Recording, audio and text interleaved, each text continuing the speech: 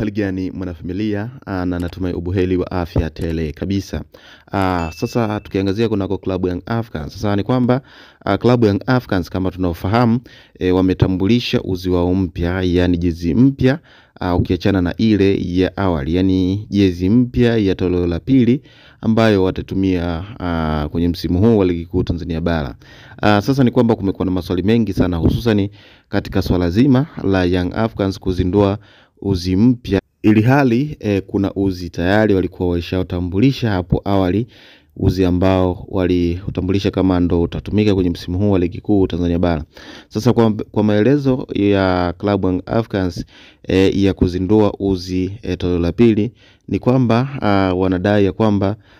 katika uzi ambao waliutoa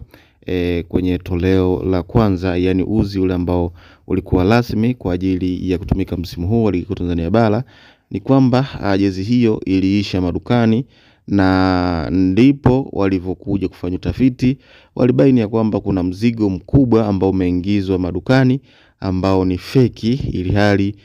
tayari uzi wa awali tayari umeshaisha. Kwa hiyo ilikuwa ngumu kwao kuobserve ni kitu gani ambacho kimepelekea kuwa na namba kubwa ya jezi hizo fake ambazo zinauzwa, na wakati ambapo order ilikuwa imeshatengenezwa ilikuwa tayari imeshaisha, na ndipo iliwapelekea ya kwamba kuzindua au kutengeneza uzi mpya ambao utakuwa rasmi, ili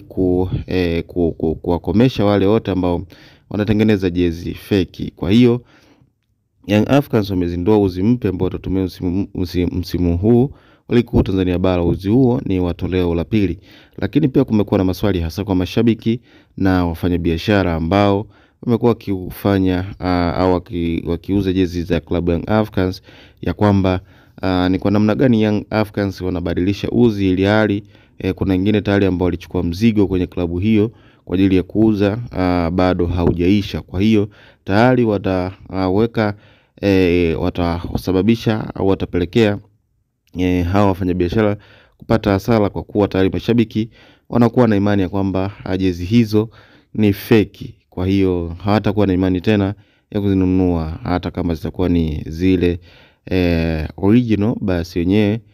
kuzinunua itakuwa ni ngumu kubwa, itakuwa ni ngumu sana, na kitu ambacho kinakuwa si rahisi. Kwa hiyo imekuwa ni kilio kwa wafanyabiashara na kwa mashabiki ambao tayari wameshanunua jezi hizo, ya kwamba ni nini sasa cha kufanya, ili hali tayari jezi hizo walikuwa wameshazinunua, hata kama kuna zingine feki zimeshatolewa. Kwa hiyo kama klabu haijafafanua kuhusiana na hilo, hasa kwa manufaa ya wafanyabiashara na kwa mashabiki kwa ujumla. Kwa hiyo nadhani kwa maelezo waliyotolea ni maelezo ambayo yanahusu klabu au kunufaika kwa klabu peke yake. Kwa hiyo huenda Young Africans watatoa ufafanuzi kuhusiana na wafanyabiashara ambao wameuzia jezi hizo na mashabiki zao ambao wameuzia jezi hizo ni nini sasa